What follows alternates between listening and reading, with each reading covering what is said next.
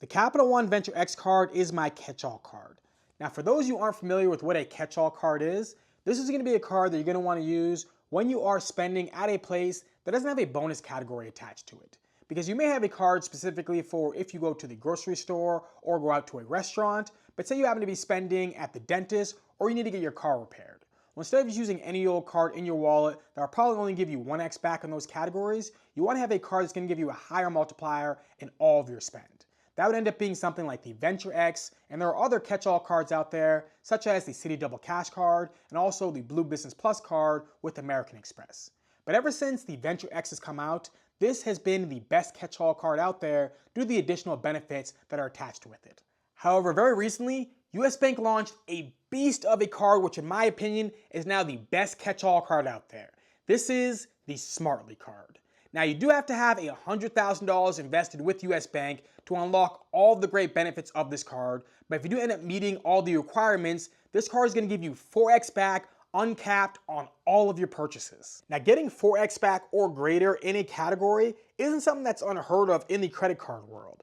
There are super popular cards like the Chase Freedom Flex card that gives you 5x back in a rotating category every single quarter. There's also cards like the Citi Custom Cash card that ends up giving you 5x back with one specific category every single statement period. And there's also the American Express Platinum card that gives you 5x back on all of your flights. The difference with the Smartly card is that this card is giving you 4x back on all category spend. So if you happen to be going to the dentist or getting your car repaired, you'd be getting 4x back in cash back for that spend. And not only are you going to be getting a higher multiplier on all categories with the US Bank Smartly card, but as of recording this video, this card currently has no cap. If you look at cards like the Chase Freedom Flex card, the Citi Custom Cash card, and even the American Express Platinum card, while the cap is high for that card, all of these cards have a cap when it comes to the higher multiplier. But with the US Bank Smartly card, you're going to be getting 4x back uncapped. Getting 4x back is already fantastic. Getting 4x back uncapped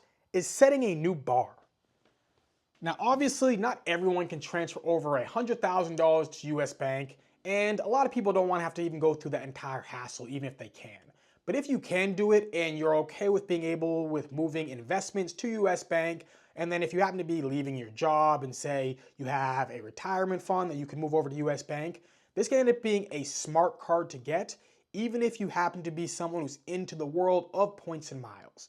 If you're someone like myself who earns points and miles so you can fly in the front of the plane and also stay at hotels you never even dreamed you'd be able to do, well, getting a card like the Smartly card can end up being wise to get, even though it's earning cash back instead of a 2x back catch-all card. Now, most of the points that I earn end up coming from welcome offers and also shopping portals, but I do get a decent amount of points when it comes to category spend and also, obviously, non-category spend. So some people wonder, well, what ends up being wiser to do?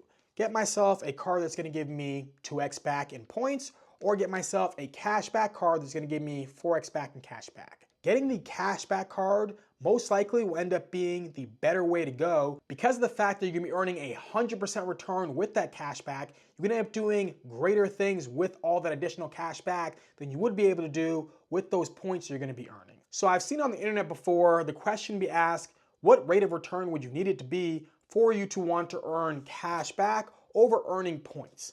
Now, what I believe it ends up being is that if it ends up being 50% or greater, then you'd want to have it be the cash back. Because if it ends up being below 50%, if you know you're going to be using it for travel, there are going to be cards out there that can end up giving you a 50% boost. So if you can end up getting that 50% boost towards travel, well then you know that you could be able to use a card like the Chase Sapphire Reserve card to be able to put towards flights or hotel purchases just using the Chase Travel Portal. So if you can end up getting something that's lower than that, you're going to want to earn those points. However, if it ends up being greater than that, then you're going to start to have the question of, well, what am I going to end up doing with that cash back for the type of travel that I'm looking to do? So if you happen to be looking for pretty basic travel, like say looking to book flights with Southwest, well, you'd want that cash back to be able to book those flights because not only is there no real way to get yourself outsized value if you happen to be transferring your points over to a program like Southwest, but with the cash back, you have the option to fly with Southwest,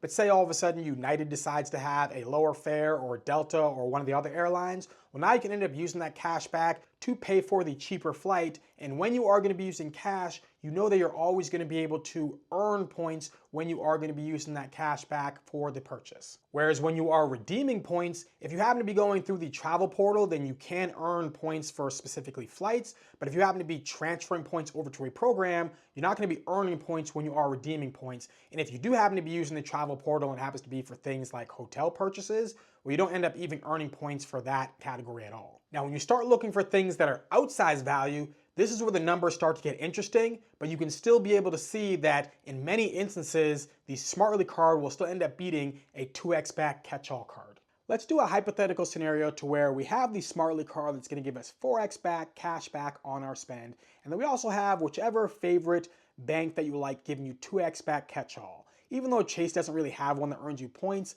in this scenario you can even make up a Chase card that's going to give you 2x back Chase points on all of your spend. So say you happen to spend $50,000 with both of these cards, the Smartly card and also your favorite 2x back catch-all card. You will earn 100,000 points and you would earn $2,000 in cash back. Well, for a lot of people who are deeper into the points and miles game, they would hear that and go, well, I can make 100,000 points be worth way more than $2,000 in cash back. And if you are smart with it, you can. You could be able to book yourself an ANA first class flight for 72,500 points from the west coast of the US over to Tokyo. If you look at the sticker price of this flight for first class on ANA, it's going to be listed somewhere between like $9,000 to $12,000 each way. So right there, very easy to get myself more than $2,000 in value. And you wouldn't even have to even go for something like that level. You could end up booking a business class flight over to Europe that would end up being worth more than $2,000 with the 100,000 points if you transfer over to programs such as like Iberia or Flying Blue to fly over to Paris or Madrid. And even if you were someone who was absolutely terrible at finding business or first class flights and you want to just do it in the most basic transfer way possible, you could transfer over 100,000 Chase Ultimate Reward points to the World of Hyatt program and easily get yourself over $2,000 in value for World of Hyatt stays. So clearly there are many ways to get more than $2,000 in value with 100,000 points. So why would I choose the $2,000 over the 100,000 points? The reason is I can buy the points. There are very few programs out there throughout the year that don't sell their points for under 2 cents per point. American Airlines is one of the few exclusions, but the other programs that I named earlier, such as Virgin Atlantic, Flying Blue, and even World of Hyatt, all of them have had their points on sale for under 2 cents per point throughout the year, which means that for these flights that I talked about being able to book, either the first class with Virgin Atlantic to be able to book ANA over to Tokyo, or the business class with Flying Blue, whether it be to Amsterdam over to Paris, or to be able to book a World of Hyatt stay, if I just purchased the points with these different programs, then I'd be able to book the stay or book the seat that I wanted at a cheaper cost as compared to what I'd be getting if I had a 2x back catch-all card, because I am purchasing all of these points for under 2 cents per point. So knowing that there is a world of buying points that does exist changes the entire math. Now, some of you may be thinking, well, in this world where you can buy airline miles, why do I even care about earning credit card points where if I just had cards that give me cash back, I could just use that cash back instead to buy the different airline miles, and then I wouldn't have to worry about trying to transfer to certain programs, and I could just have that cash to be able to do what I want with that cash. While I do think that having cash back can end up being great, I think that it ends up making more sense still to earn points as long as it isn't 100% difference when it comes to the return on spend.